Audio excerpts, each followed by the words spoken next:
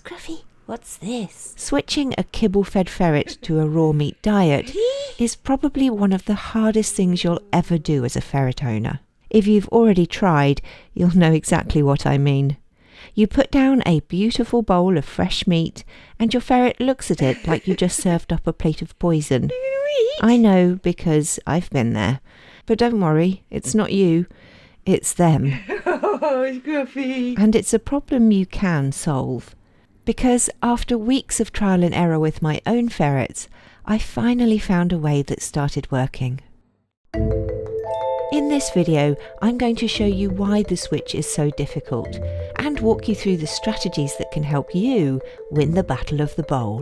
Did you enjoy that, Wiggles? Originally, I planned to make this a simple step-by-step guide, but when I started the process myself, it quickly became clear that ferrets don't follow guides. They follow instincts. Instincts that were shaped partly by biology and partly by their own life experiences. The phrase, "every ferret is different," has never rung more true. So instead of a perfect system, what this video became is the story of my own journey trying to solve the problem. The things I tried, the things that failed, and the thing that finally started working. If you're trying to switch your ferrets from kibble to raw, hopefully some of these ideas will help you find your own path through the challenge. Before we get into the strategy, you need to understand what you're up against, because this is as much a psychological battle as anything. Ferrets learn what's safe to eat from their mother, using their senses of smell and taste.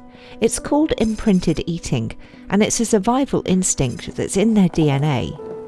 So by around 6 months old, anything they haven't eaten before doesn't register as food. When a ferret refuses the meal you offer, it's not going to be a case of they'll eat it when they get hungry enough. All they see is a bowl full of not food and will starve themselves wondering when you're going to feed them again. And that's why switching diets takes patience. A lot of patience.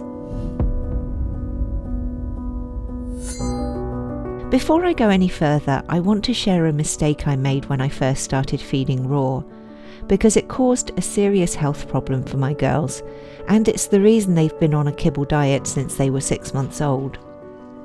I got the girls as 10-week-old kits, and they arrived happily eating raw. But what I didn't understand at the time was just how little ferrets actually need to eat when they're on the correct diet, because their digestive system is incredibly efficient. So I did what I do with my cats. I filled their bowls with raw grind and left them to it. But when there's more food available than a ferret wants to eat right now, it triggers their instinct to stash. They carry it away and hide it for later. My run is big and has lots of hiding spots. Lovely. And although I did my best to keep things clean, it was impossible to find every stash. I believe the girls later ate a piece of meat that had spoiled. That caused a bacterial infection, and that infection triggered ECE, a virus many ferrets carry dormant, which causes reoccurring and sometimes severe gastric flare-ups. What followed was a 4-year battle. Medication, flare-ups, constant weight monitoring, helping them eat through stomach pain using a high-calorie supplement, and eventually probiotics during the final stage of recovery. So if you take one lesson from this video before anything else, make it this: don't overfill the bowl. Serve the right amount for a meal, let them eat, and clean up once they're done eating. Because raw meat left sitting around in a cage can quickly become dangerous. Learn from my mistake. Now, let's talk about the transition, because it might surprise you that it doesn't actually begin with new food. It starts by changing the way your ferret thinks about meal times. Are you hungry? You see, kibble-fed ferrets are used to grazing throughout the day and night. They eat a little, wander off, then come back later.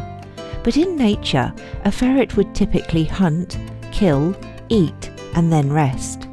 So instead of an all-day buffet, Think of it more like a dinner reservation. Your table is ready, ladies. Before you can teach your ferret to eat meat, it needs to form the habit of coming to the bowl and eating what's in it, just like most dogs do. The way I started doing that was with what I call kibble crumb soup. Take their kibble, crush it up, add hot water, stir it into a soup, then let it cool completely. Cooling is important because later when we start introducing meat, you don't want warmth to change the smell of the protein. Are you excited? Consistency builds trust. Are you excited? At first, they might look at you like you've completely lost your mind, but once they taste it from your finger and recognise the familiar kibble flavour, just wetter, they should usually accept it. I started serving kibble crumb soup at the same times each day that I planned to eventually serve raw meals. During this phase, I still left dry kibble out available. The goal here isn't changing their diet yet, it's teaching them that the bowl means feeding time. After about a week, they were waiting for it and happily eating the complete bowl. Well done, girls. That's when I knew we were ready for the next step. For the raw food itself, I decided to make my own grind, partly because it works out cheaper in the long run, but mostly it gives me control over freshness and consistency. A balanced raw diet is made up of 80% muscle meat, 10% edible bone and 10% secreting organs. Of the organ portion, around half should be liver, with the remaining made up of organs like kidney or spleen. Heart is also important because it's rich in taurine and it counts as muscle meat, not organ. The recipe I used is 2 kilograms of chicken thighs, bone in and skin on, 450 grams of beef heart, 150 grams of lamb liver, and 150 grams of pork kidney. If you're making this yourself, you can use whatever protein sources are available and good value where you live. The important thing is to keep the recipe repeatable, as consistency is important when you're introducing a new food. After they're established eating raw, you're also going to want to introduce a variety of protein sources, including a red meat like beef. But for now, just focus on one flavour to get you through the transition. To prepare the mix, everything goes through a proper meat grinder using the fine mince attachment. This one cost about £40 from Amazon. I do chop the chicken thighs into smaller pieces first so the bones don't get stuck. And one important warning here, don't try to use a blender for this.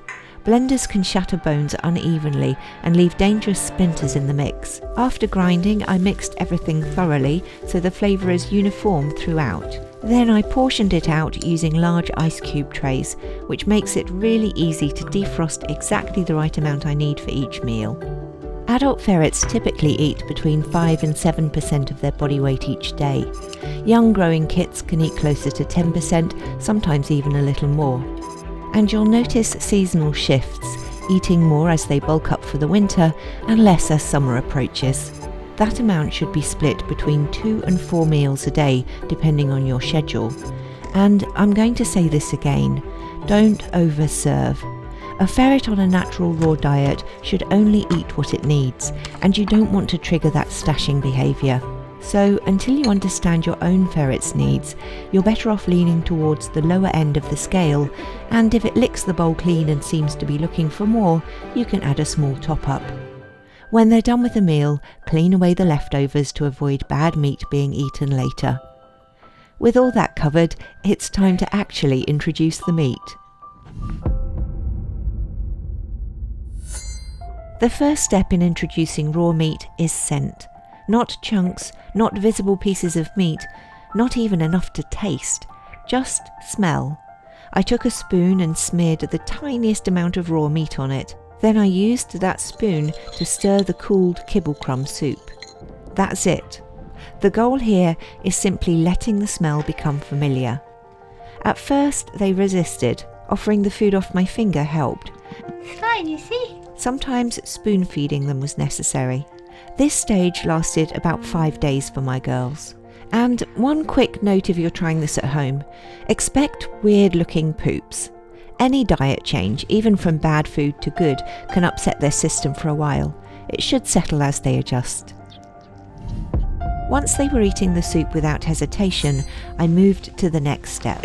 Again, using the smear method to mix scent through the soup, but this time I added a couple of tiny meat chunks.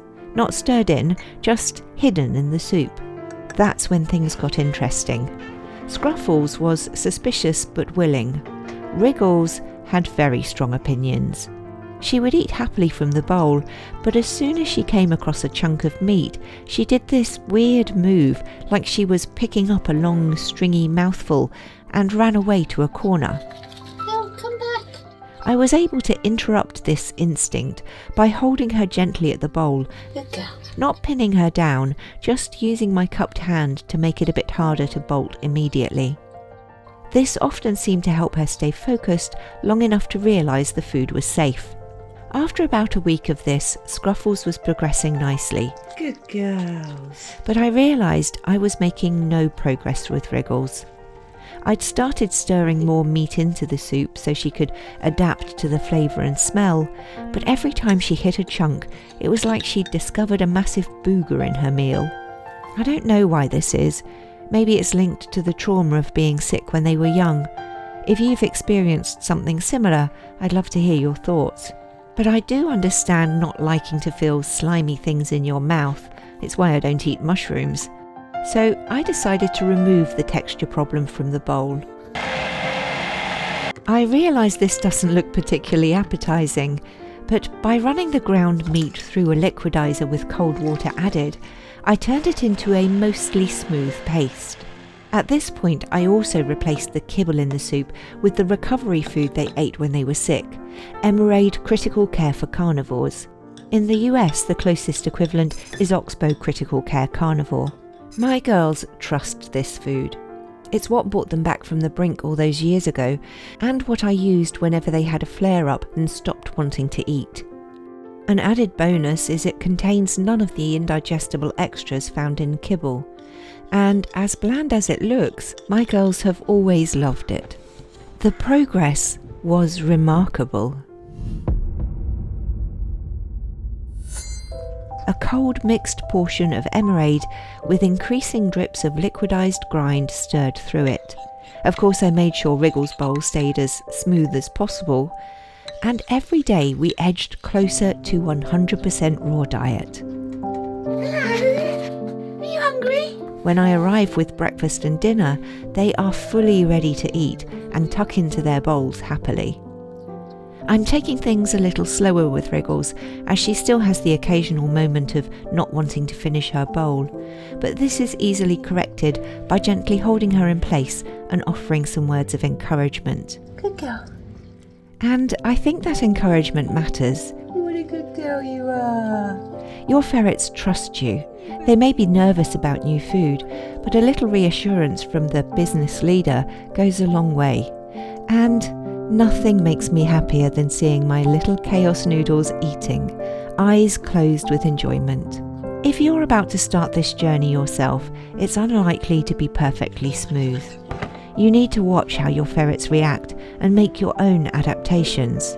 Maybe you'll progress faster, or maybe you'll need to take things more slowly, perhaps with treats added first. Good girl, Wriggles. Hopefully you won't have a texture-sensitive noodle like Wriggles, so you can skip the messy liquidizing step completely. Good girl. And if you want, you can even adapt this method to introduce a new kibble instead of meat. Hopefully my journey gives you a place to start your own. Wish I could. Once my girls are both happily eating 100% raw soup, I'll start adding chunks back in and eventually move them onto my homemade grind. And if that never quite happens, well, I guess I'll be liquidizing chicken carcasses every Saturday for the foreseeable. Not something I had on my bingo card for this lifetime, but a small price to pay for more time with my noodles. If you want to know whether I ever got there, I'll link the update video for you here. Or at least I will once it exists. For now, YouTube thinks you'll like this video. And if you want to learn even more about your ferrets and their food, this playlist is for you. Good luck, Floof Crew.